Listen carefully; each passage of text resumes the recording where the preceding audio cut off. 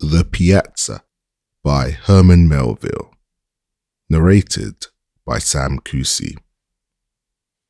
With fairest flowers, whilst summer lasts, and I live here, Fidel.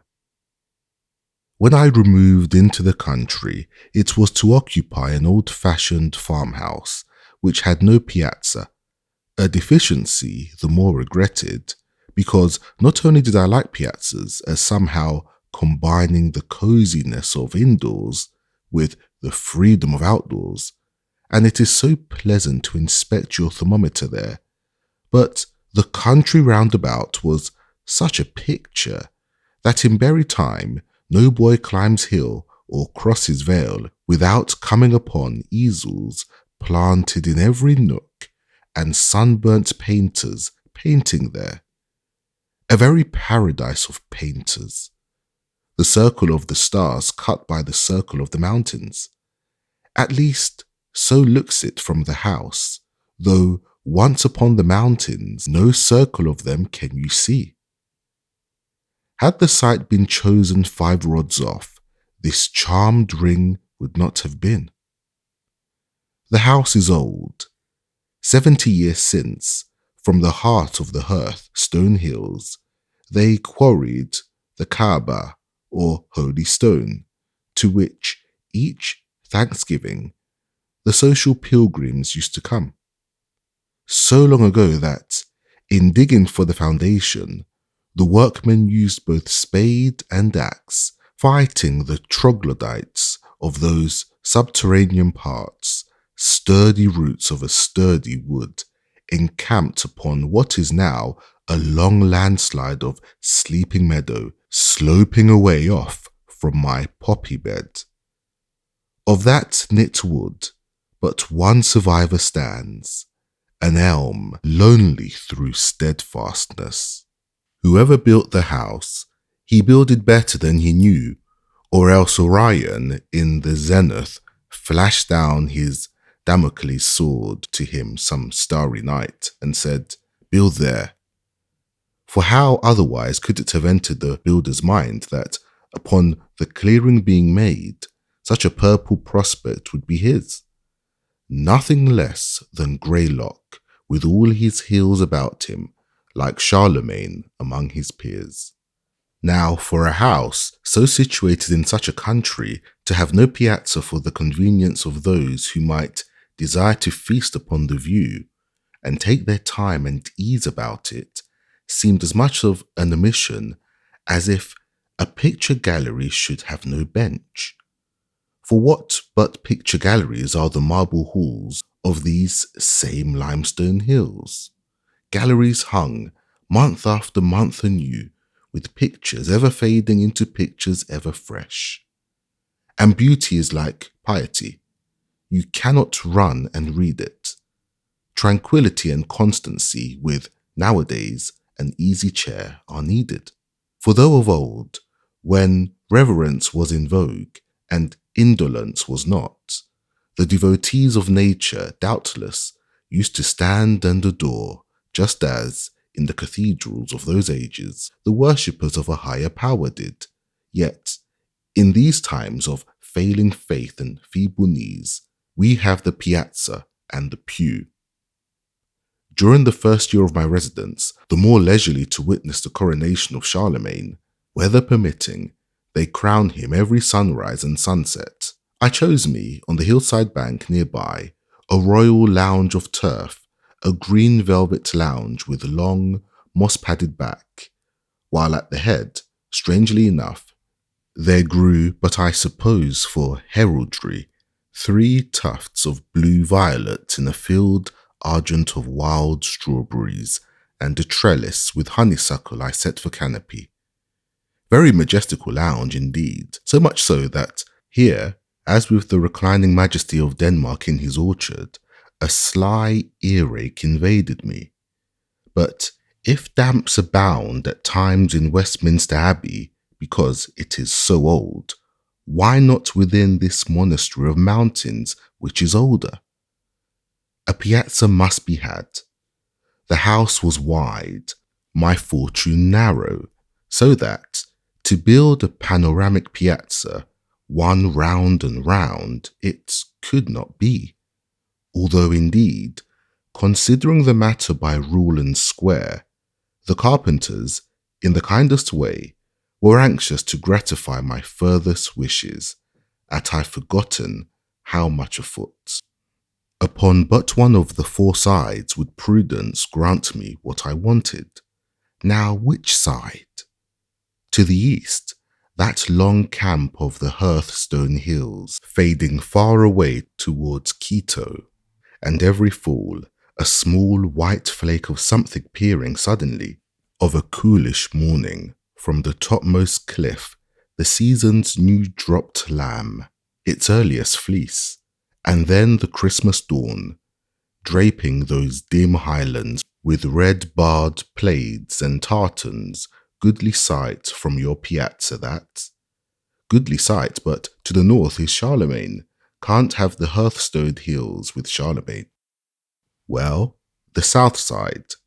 Apple trees are there, pleasant of a balmy morning in the month of May, to sit and see that orchard, white budded as for a bridal, and in October, one green Arsenal yard, such piles of ruddy shot.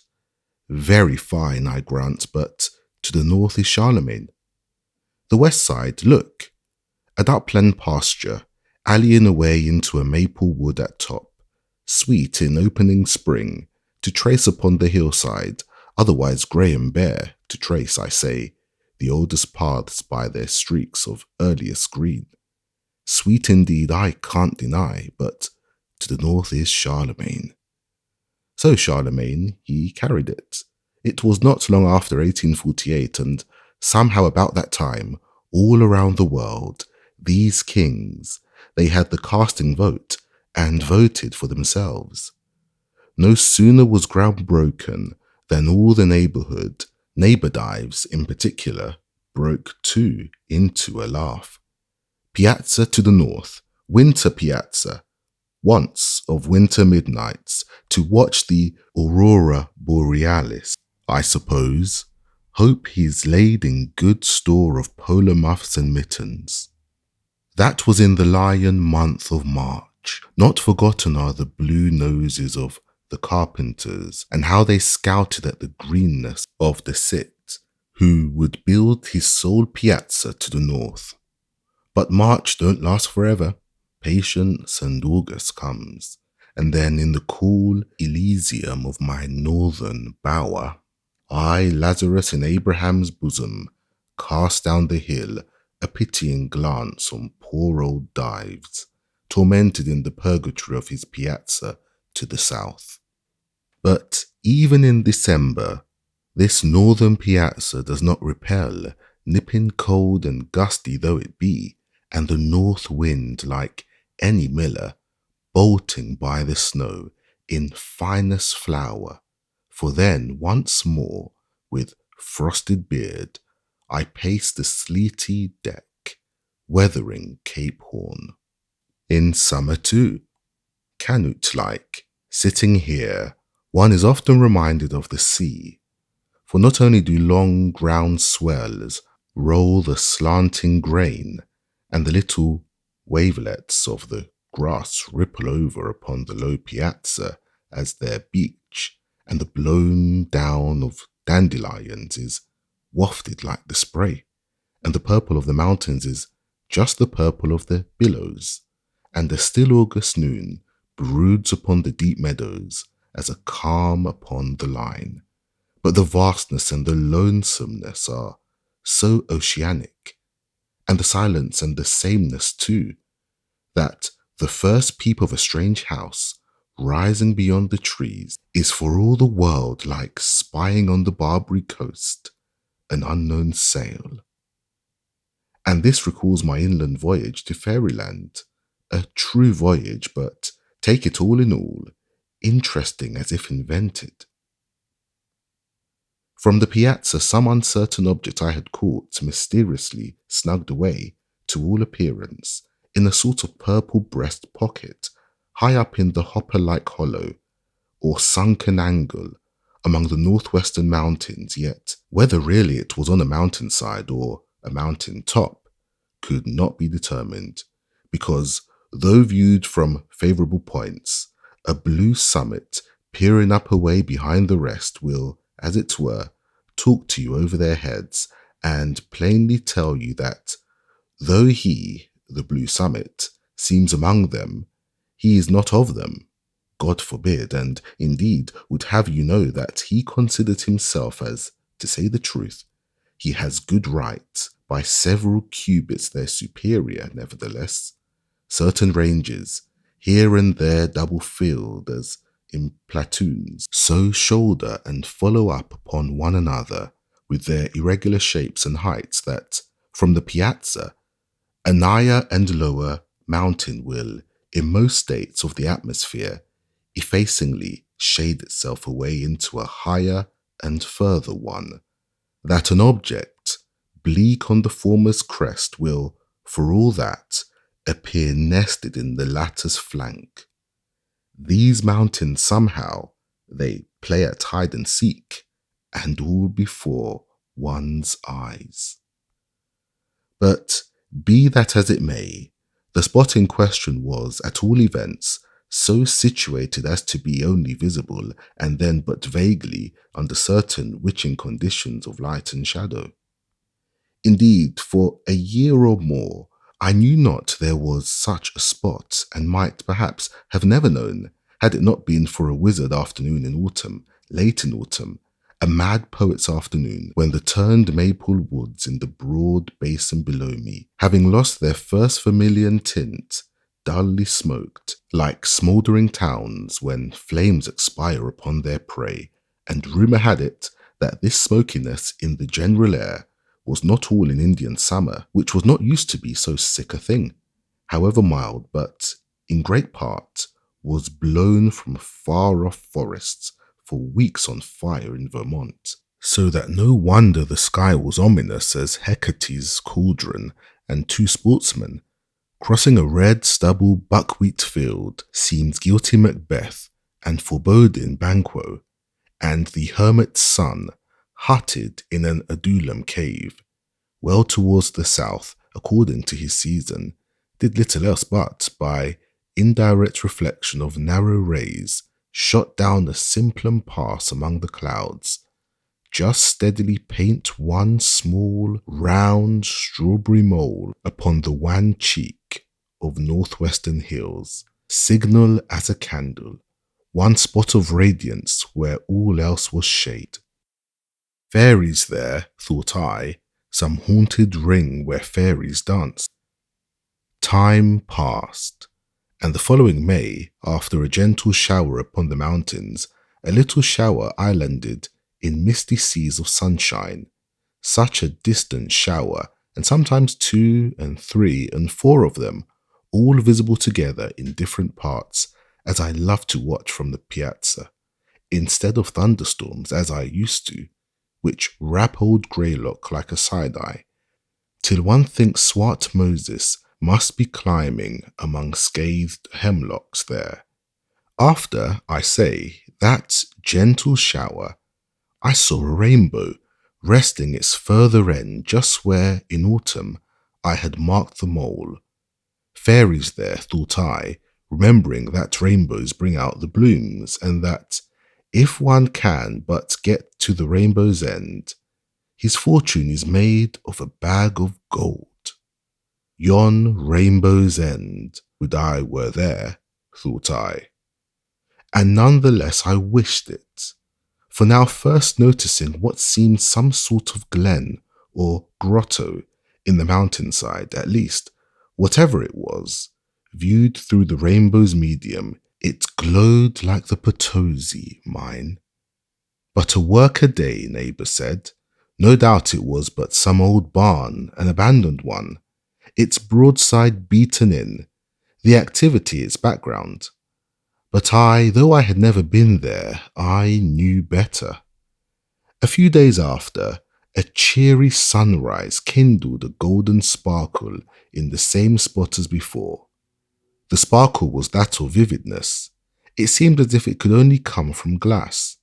The building, then if building, after all it was, could at least not be a barn, much less an abandoned one.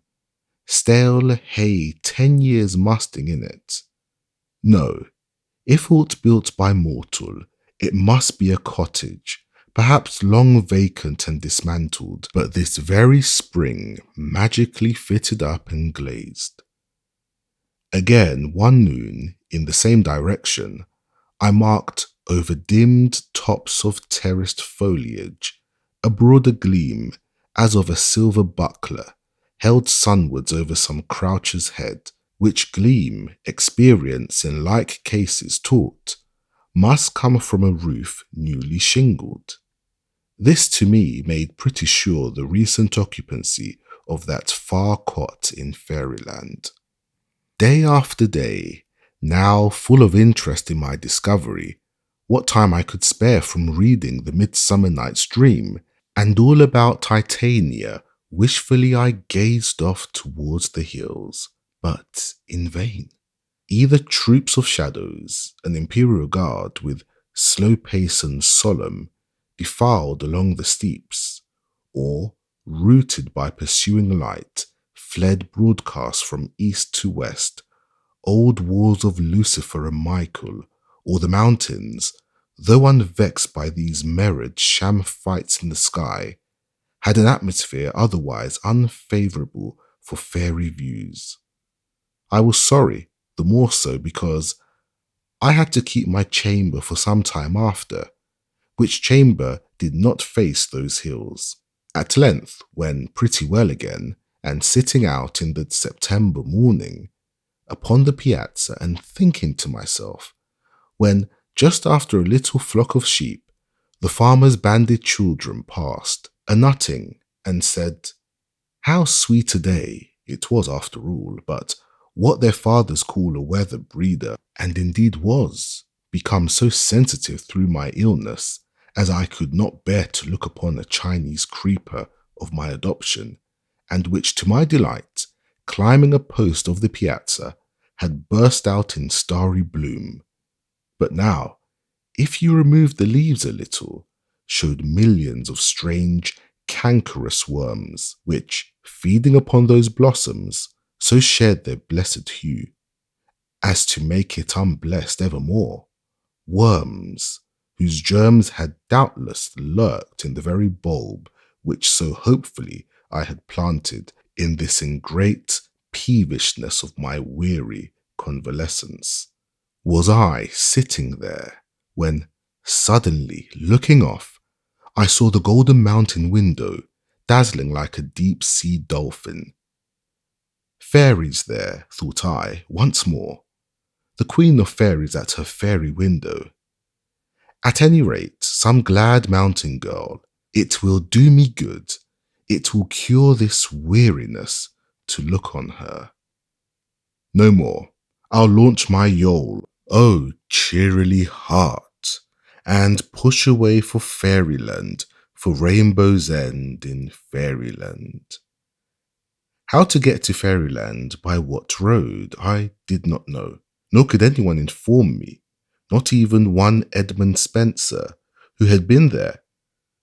So he wrote to me, further than that, to reach Fairyland, it must be voyaged to, and with faith. I took the Fairy Mountains bearings, and the first fine day, when strength permitted, got into my yole, high pommelled, leather one cast off the fast, and away I sailed, free voyager as an autumn leaf. Early dawn, and sailing westward, I sowed the morning before me. Some miles brought me nigh the hills, but out of present sight of them. I was not lost, for roadside golden rods as guideposts pointed, I doubted not, the way to the golden window. Following them, I came to a lone and languid region where the grass-grown ways were travelled but by drowsy cattle that, less walked than stirred by day, seemed to walk in sleep. Browse they did not, the enchanted never eat, At least so says Don Quixote, that sagest sage that ever lived. On I went, and gained at last the fairy mountain's base, but saw yet no fairy ring. A pasture rose before me, letting down 5 mouldering bars, so moistly green, they seemed fished up from some sunken wreck. A wigged old Aries, long-visaged and with crumpled horn, came snuffing up, and then, retreating, decorously led on along a milky way of white weed, past dim clustering Pleiades and Hyades of small forget-me-nots, and would have led me further still his astral path, but for golden flights of yellow birds, pilots surely to the golden window.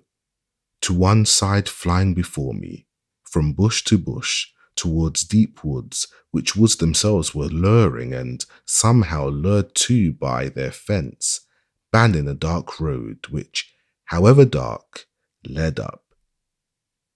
I pushed through when Aries, renouncing me now for some lost soul, wheeled and went his wiser way, forbidding and forbidden ground to him.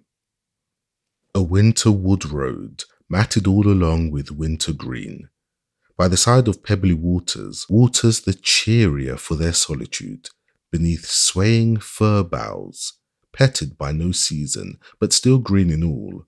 On I journeyed, my horse and I, on by an old sawmill, bound down and hushed with vines, that his grating voice no more was heard. On by a deep flume clove, through snowy marble, vernal tinted, where freshet eddies had, on each side, spun out empty chapels in the living rocks, on where jacks in the pulpit, like their Baptist namesake, preached but to the wilderness, on where a huge cross-grained block, fern-bedded, showed where, in forgotten times, man after man had tried to split it, but lost his wedges for his pains, which wedges yet rusted in their holes, on where ages past, in step-like ledges of a cascade, skull-hollow pots had been churned out by ceaseless whirling of a flintstone, ever wearing but itself unworn, on by wild rapids pouring into a secret pool, but soothed by circling there a while, issued forth serenely, onto less broken ground, and by a little ring where truly fairies must have danced, or else some wheeled tire been heated, for all was bare, still on and up, and out into a hanging orchard where maidenly looked down upon me a crescent moon from morning. My horse hitched low his head. Red apples rolled before him. Eve's apples seek no furthers. He tasted one, I another. It tasted of the ground. Fairyland not yet, thought I, flinging my bridle to a humped old tree that crooked out an arm to catch it.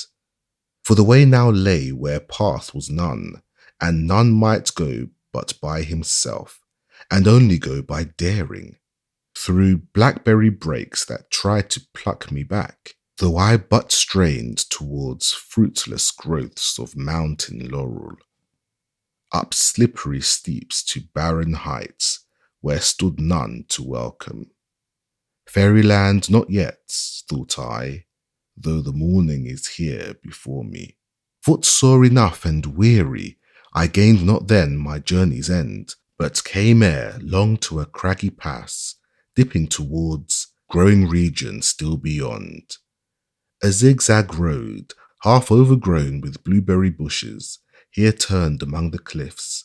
A rent was in their ragged sides. Through it a little track branched off, which, upwards threading that short defile, came breezily out above, to where the mountain top, part sheltered northward by a tall brother, sloped gently off a space, ere darkly plunging, and here, among fantastic rocks, reposing in a herd, the foot-tracked wound, half beaten up to a little low-storied greyish cottage, capped, nun-like, with a peaked roof.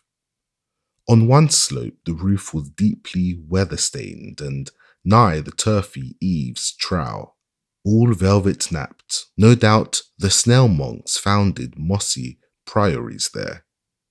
The other slope was newly shingled. On the north side, doorless and windowless, the clapboards, innocent of paint, were yet green as the north side of lynched pines, or copperless hulls of Japanese junks, becalmed.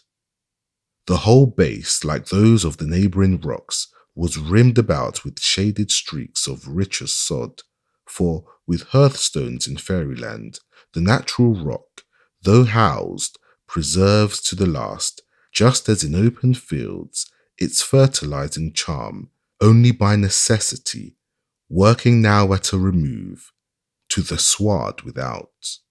So at least, says Oberon, grave authority in fairy lore. Certain it is that, even in the common world, the soil close up to farmhouses, as close up to pasture rocks, is, even though untended, ever richer than it is a few rods off. Such gentle, nurturing heat is radiated there. But with this cottage, the shaded streaks were richest in its front and about its entrance, where the ground sill, and especially the door sill, had through long eld quietly settled down. No fence was seen, no enclosure. Nearby ferns, ferns, ferns. Further woods, woods, woods. Beyond mountains, mountains, mountains. Then sky, sky, sky. Turned out in aerial commons, pasture for the mountain moon. Nature and but nature, house and all, even a low cross-pile of silver birch piled openly to season, up among whose silvery sticks, as through the fencing of some sequestered grave, sprang vagrant raspberry bushes, wilful assertors of their right of way. The foot track, so dainty narrow, just like a sheep track, led through long ferns that lodged. Fairyland at last, thought I. Una and her lamb dwell there. Truly a small abode, mere palanquin, set down on the summit, in a pass between two worlds, participant of neither. A sultry hour, and I wore a light hat, of yellow sinnet, with white duck trousers, both relics of my topic sea-going. Clogged in the muffling ferns, I softly stumbled, staining the knees a sea green. Pausing at the threshold, or rather, where threshold once had been, I saw, through the open doorway, a lonely girl, sewing at a lonely window. A pale-cheeked girl, and fly-specked window, with wasps about the mended upper panes. I spoke. She shyly started, like some Tahiti girl, secreted for a sacrifice, first catching sight through palms of Captain Cook. Recovering, she bade me enter, with her apron brushed off a stool, then silently resumed her own. With thanks I took the stool, but now for a space I, too, was mute. This then is the fairy mountain house, and here the fairy queen sitting at her fairy window. I went up to it, downwards directed by the tunnelled pass, as through a levelled telescope I caught sight of a far-off, soft azure world. I hardly knew it, though I came from it. You must find this view very pleasant, said I at last. Oh, sir, tears starting in her eyes. The first time I looked out of this window, I said, never, never shall I weary of this. And what wearies you of it now? I don't know, while a tear fell. But it is not the view, it is Mariana. Some months back, her brother, only 17, had come hither, a long way from the other side to cut wood and burn coal, and she, elder sister, had accompanied him. Long had they been orphans, and now sole inhabitants of the sole house upon the mountain. No guest came, no traveller passed. The zigzag, perilous road was only used at seasons by the coal wagons. The brother was absent the entire day, sometimes the entire night. When at evening, fagged out, he did come home, he soon left his bench, poor fellow, for his bed, just as one, at last, wearily quits that too for still deeper rest. The bench, the bed, the grave. Silent I stood by the fairy window while these things were being told. Do you know, said she at last, as stealing from her story, do you know who lives yonder? I have never been down into that country, away off there. I mean, that house, that marble one, pointing far across the lower landscape. Have you not caught it? There, on the long hillside, the field before, the woods behind, the white shines out against their blue. Don't you mark it? The only house in sight. I looked, and after a time, to my surprise, recognized more by its position than its aspect, or Mariana's description, my own abode, glimmering much like this mountain, one from the Piazza. The mirage haze made it appear less a farmhouse than King Charming's palace. I have often wondered who lives there, but it must be some happy one. Again this morning was I thinking so. Some happy one, returned I, starting, and why do you think that? You judge some rich one lives there. Rich or not, I never thought, but it looks so happy, I can't tell how, and it is so far away. Sometimes I think I do but dream it is there. You should see it in the sunset. No doubt the sunset gilds it finely, but not more than the sunrise does this house, perhaps. The sun is a good sun, but it never gilds this house. Why should it? This old house is rotting. That makes it so mossy. In the morning, the sun comes in at this old window, to be sure boarded up. When first we came, a window I can't keep clean, do what I may, and half burns, and nearly blinds me at my sewing, besides setting the flies and wasps astir, such flies and wasps as only lone mountain houses know. See, here is the curtain, this apron. I try to shut it out with then. It fades it, you see. Sun gild this house. Not that ever Mariana saw. Because when this roof is gilded most, then you stay here within. The hottest, weariest hour of the day, do you mean? Sir, the sun gilds not this roof. It leaks so. Brother newly shingled all one side. Did you not see it? The north side, where the sun strikes most on what the rain has wetted. The sun is a good sun, but this roof in first scorches and then rots. An old house, they went west, and are long dead. They say who built it. A mountain house. In winter no fox could den in it. That chimney place has been blocked up with snow, just like a hollow stump. Yours are strange fancies, Mariana, but they reflect the things. Then I should have said, these are strange things, rather than yours are strange fancies. As you will, and took up her sewing. Something in those quiet words, or in that quiet act, it made me mute again, while noting, through the fairy window, a broad shadow stealing on as cast by some gigantic condor, floating at brooding poise on outstretched wings. I marked how, by its deeper and inclusive dusk, it wiped away into itself all the lesser shades of rock or fern. You watch the cloud, said Mariana. No, a shadow, a cloud, no doubt, though I cannot see. How did you know it? Your eyes are on your work.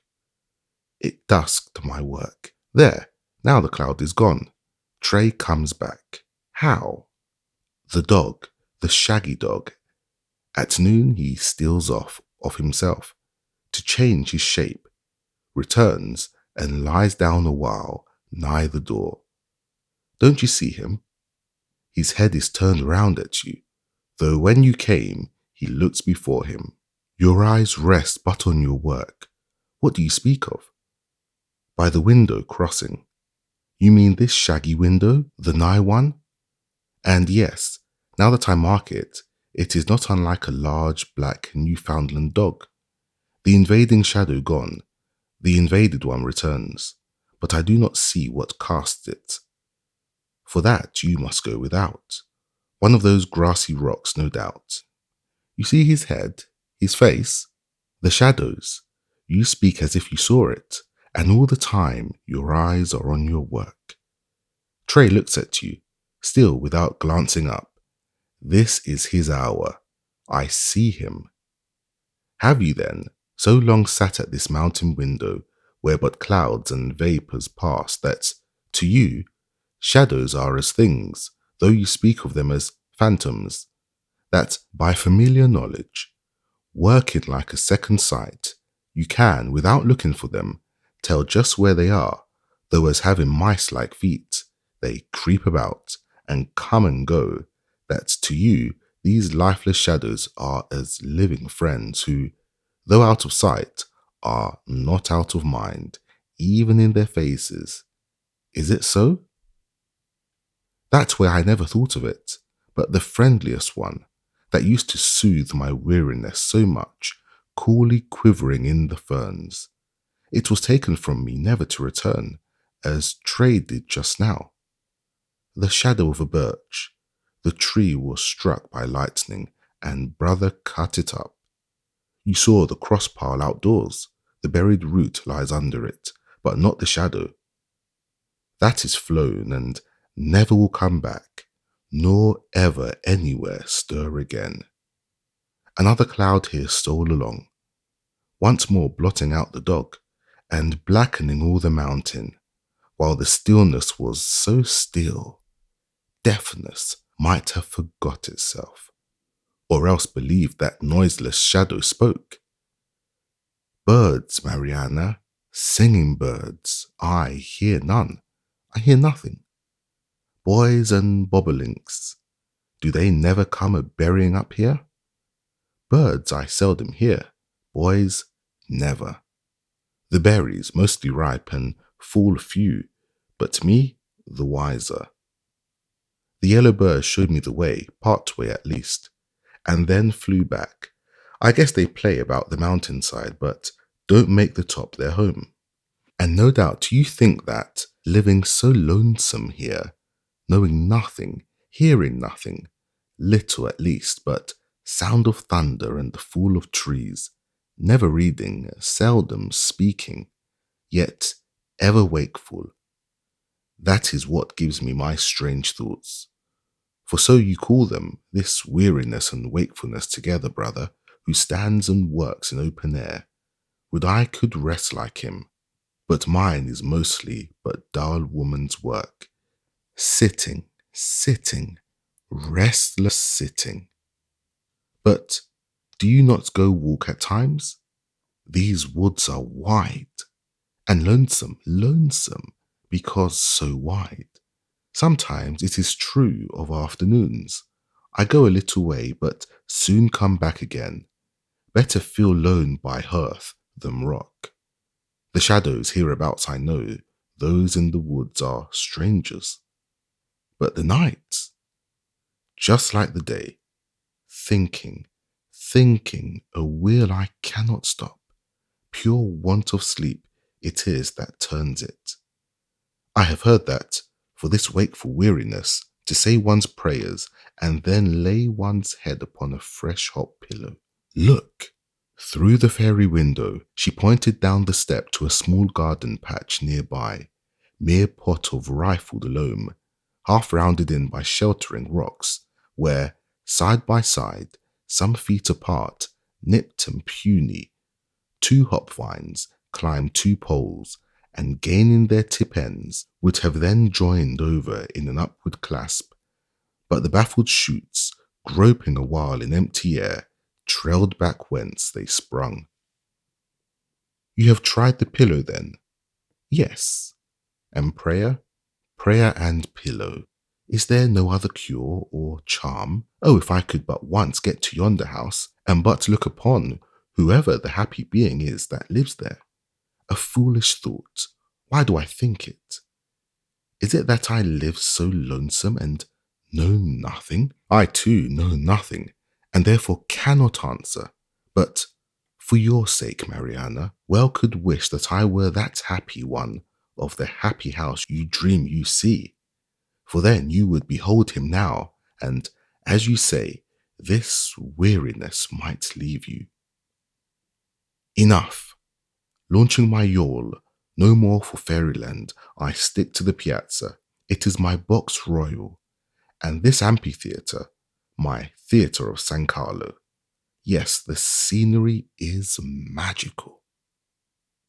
The illusion so complete. And Madame Meadowlark, my prima donna, plays her grand engagement there, and drinking in her sunrise note, which, Memnon-like, seems struck from the golden window, how far from me the weary face behind it. But every night, when the curtain falls, truth comes in with darkness. No light shows from the mountain. To and fro, I walk the piazza deck, haunted by Mariana's face, and many as real a story.